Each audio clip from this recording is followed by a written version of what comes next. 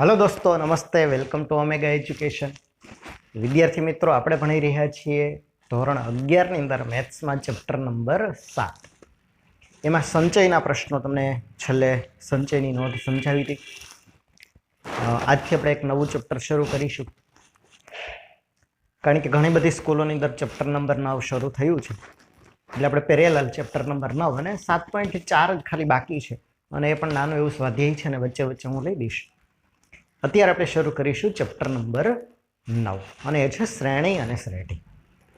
શરૂ કરતા પહેલા હું તમને યાદ કરાવી દઉં કે ભાઈ ધોરણ 10 ની અંદર પાંચમું ચેપ્ટર સમાંતર શ્રેણીનું ચેપ્ટર તમે ભણ્યા છો સારી રીતે। અહીંથી જ એની શરૂઆત થશે। આ ચેપ્ટરની અંદર આપણે શ્રેણી એટલે શું, શ્રેણીના પ્રકાર, સમાંતર શ્રેણી, સમગુણોત્તર શ્રેણી, શ્રેઢી એટલે શું અને સમાંતર મધ્યક ને સમગુણોત્તર મધ્યક, આટલા ટોપિકની ચર્ચા કરવાની છે।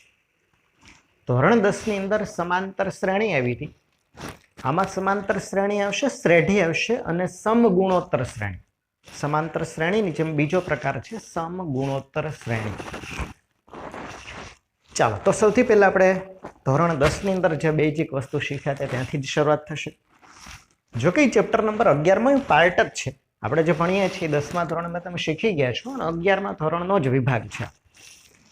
સૌથી પહેલી વસ્તુ આવશે ભાઈ શ્રેણી એટલે શું, તો તમે શ્રેણીની વ્યાખ્યા, શ્રેણીના ઉદાહરણો, સમાંતર શ્રેણી કોને કહેવાય, સમાંતર શ્રેણીના પદ શોધવા, સમાંતર શ્રેણીના અમુક પદનો સરવાળો શોધવો, આટલા બધા પ્રશ્નો તો સારી રીતે સોલ્વ કરી ગયા છો।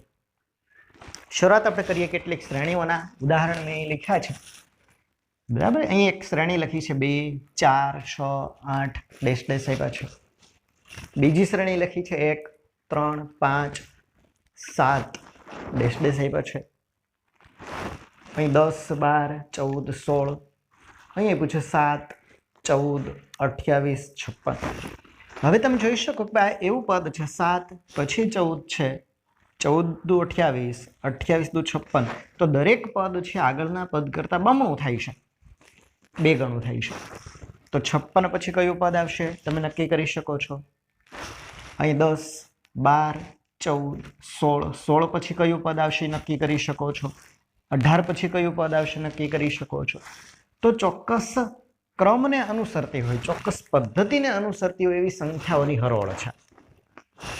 તો ચોક્કસ પદ્ધતિને અનુસરતા સંખ્યાઓના અનુક્રમને સરળ ભાષામાં આપણે બોલીએ તો સંખ્યાઓની ચોક્કસ પ્રકારની હરોળ, સંખ્યાઓની કોઈ ચોક્કસ ક્રમમાં ગોઠવાયેલી હરોળ એટલે શ્રેણી।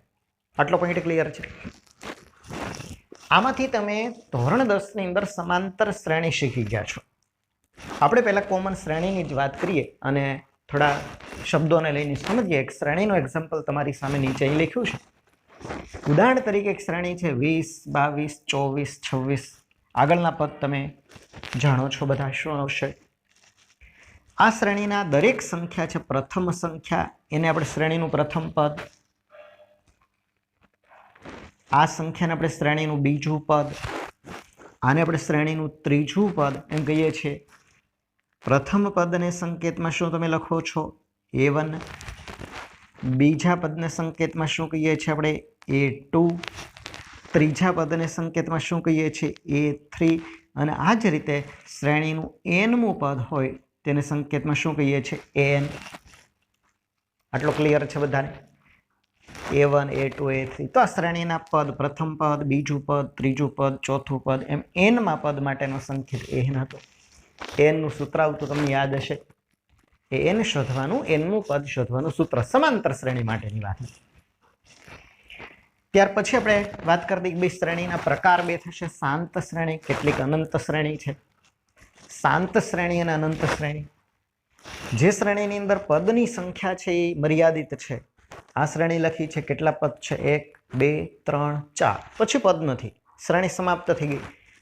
તો આમાં પદની સંખ્યા કોઈ ચોક્કસ પૂર્ણાંક આંકડા વડે આપણે દર્શાવી શકીએ કે આ શ્રેણીમાં 10 પદ છે કે આ શ્રેણીમાં 50 પદ છે, મતલબ શ્રેણી પૂરી થઈ જાય છે, એ શાંત શ્રેણી। અને જે શ્રેણી શાંત નથી, મતલબ એમાં પદની સંખ્યા અનંત છે, બધાને અનંત શ્રેણી કહેવાય। આ બધી લખી છે, અનંત શ્રેણી કરી છે, ડેશ ડેશ દર્શાવ્યો છે। તો આટલો તો પોઈન્ટ બધા સારી રીતે જાણો છો। હવે થોડીક પદને લગતા શ્રેણીના પદને લગતા પ્રશ્નો છે. સમજીએ એના શબ્દો આપણે. અહીંયા તમે જાણો છો કે શ્રેણીનું પ્રથમ પદ જેને આપણે સંકેતમાં એ લખીએ છીએ એ બરાબર કેટલા છે 20. પ્રથમ પદ 20 છે. બીજો તમને યાદ હશે આ શ્રેણીના બે પદ વચ્ચેનો તફાવત કહીએ છીએ આપણે સામાન્ય તફાવત માટે સંકેત વાપરો છે ડી. યાદ હશે 22 - 20 એટલે કે 2. તો એ છે ડી છે. એ અને ડી તમે જાણતા હોય તો આ સમાંતર શ્રેણી માટે એનું તમે એનમું પદ શોધી શકો છો. એનમું પદ શોધવાનું સૂત્ર તમને ખ્યાલ છે. એન બરાબર એ પ્લસ n - 1 ગુણ્યા ડી. સમાંતર શ્રેણી હોય તો એના માટેનું સૂત્ર હતું એની અને ડી ની વેલ્યુ આપણે લખીએ. અહીંયા એ અને ડી ની વેલ્યુ જો અહીં લખી દઈએ તો આમ કરી શકાય. એન બરાબર એ ની વેલ્યુ કેટલી છે 20 પ્લસ એન ની વેલ્યુ નથી, માનો કે એન એમને રાખીએ n - 1 ગુણ્યા ડી ની વેલ્યુ કેટલી છે 2. તો એન ના સૂત્રમાં એનમાં પદની અંદર આપણે જો એ અને ડી ની વેલ્યુ લખીએ તો આનું સાદુરૂપ આવું મળે. આથી જશે 20.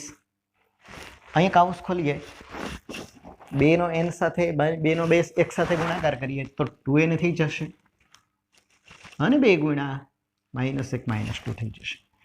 તો 20 - 2 એટલે 18 થઈ જાય. તો આને લખીશું આપણે 2n પ્લસ 18. તો આ શ્રેણીના એનમાં પદ આ એને વ્યાપક સ્વરૂપ પણ આપણે કહી શકીએ કે આ જે શ્રેણી લખી છે તમારી સામે, કઈ શ્રેણી અહીં જે શ્રેણી લખી છે કઈ 20 22 24 આ જે શ્રેણી લખે છે આ શ્રેણીનું વ્યાપક સ્વરૂપ કહેવાય. 20 22 24 આ શ્રેણીનું વ્યાપક સ્વરૂપ આ કહેવાય. એન બરાબર 2n પ્લસ 18. મતલબ કે એન બરાબર તમને 2n પ્લસ 18 આપે તો પણ આ જ શ્રેણી થાય અને આ શ્રેણી છે એને તમે વ્યાપક સ્વરૂપમાં આમ લખી શકો. સ્વાધ્યાય 9.1 બિલકુલ આના પ્રશ્નો સરળ એવા પૂછાશે.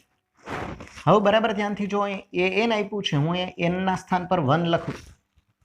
દાખલા તરીકે તમે જોવો તો એન બરાબર 2n પ્લસ 18 છે. આટલું આપેલું છે. હું અહીંયા એન ના સ્થાન ઉપર જો 1 લખું તો a1 કહેવાય. a1 એટલે પ્રથમ પદ. એન ના સ્થાન પર જો આપણે 1 મૂકીએ તો 2 ગુણ્યા 1 2 પ્લસ 18 એટલે 20 થઈ ગયા.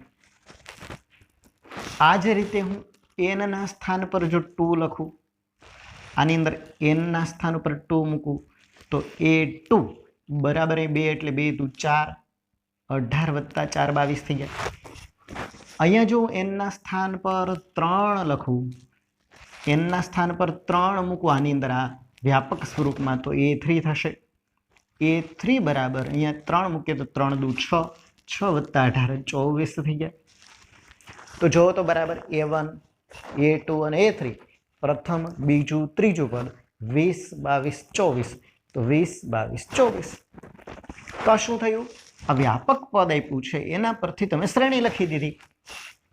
વ્યાપક પદ પરથી શ્રેણી લખી દીધી કે ભાઈ એન ના સ્થાન પર 1 મૂકો, એન ના સ્થાન પર 2 મૂકો, એન ના સ્થાન પર 3 મૂકો. a1 મળી ગયું, a2 મળી ગયું, a3 મળી ગયું, પહેલું બીજું ત્રીજું પદ મળી ગયું, શ્રેણી બની ગઈ. તો આટલો ખ્યાલ ક્લિયર થઈ ગયો આ બધાને. મતલબ તમને an નું આ વ્યાપક સ્વરૂપ આપે અને એમ કે શ્રેણી લખો તો તમે આસાનીથી લખી શકો. a1 મેળવો, a2 મેળવો, a3 મેળવો. ક્લિયર પોઈન્ટ આટલો. સ્વાધ્યાય 9.1 ની અંદર શરૂઆતનો જે પાર્ટ છે, મોટા ભાગના બધા દાખલાઓ છે એમાં તમને an એટલે કે વ્યાપક સ્વરૂપ આપ્યું છે અને એના પરથી શ્રેણી લખો અથવા શ્રેણીના પ્રથમ 3 પદ લખો અથવા શ્રેણીના પ્રથમ 5 પદ લખો. તો તમારે શું કરવાનું છે? n ના સ્થાન પર 1 મૂકી દો એટલે a1 પહેલું પદ આવી ગયું. n ના સ્થાન પર 2 મૂકો, n ના સ્થાન પર 3 મૂકો, n ના સ્થાન પર 4 મૂકો તો શ્રેણી આસાનીથી બની શકે.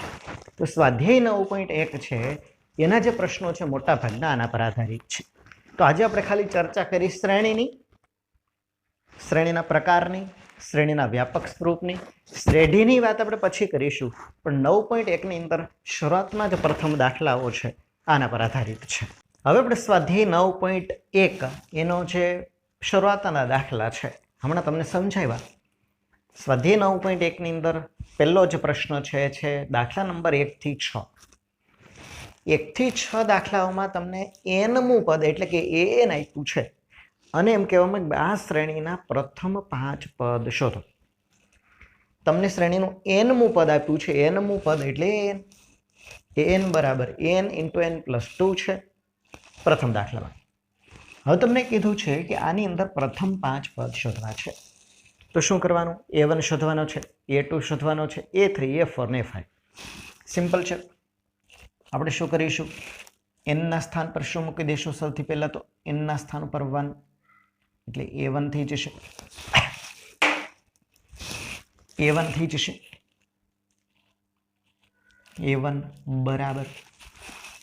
હવે જ્યાં જ્યાં n હોય ત્યાં આપણે n ના સ્થાન પર 1 લખ્યું હોય તો n ના સ્થાન પર બધે 1 આવી જશે. તો 1 × 1 + 2 બરાબર 1 × 3 એટલે 3 થઈ ગયા. તો a1 એટલે પ્રથમ પદ. ચાલો આ જ રીતે ચાલવાનું છે. a2 લેવું છે. a2 બરાબર n ના સ્થાન પર 2 તો અહીંયા n ના સ્થાન પર 2 મૂકીશું. 2 અહીંયા n ના સ્થાન પર 2 + 2 બરાબર અહીં કૌંસ થઈ ગયો 2 + 2 એટલે 4. 4 × 2 = 8. a3 શોધવો છે આપણે.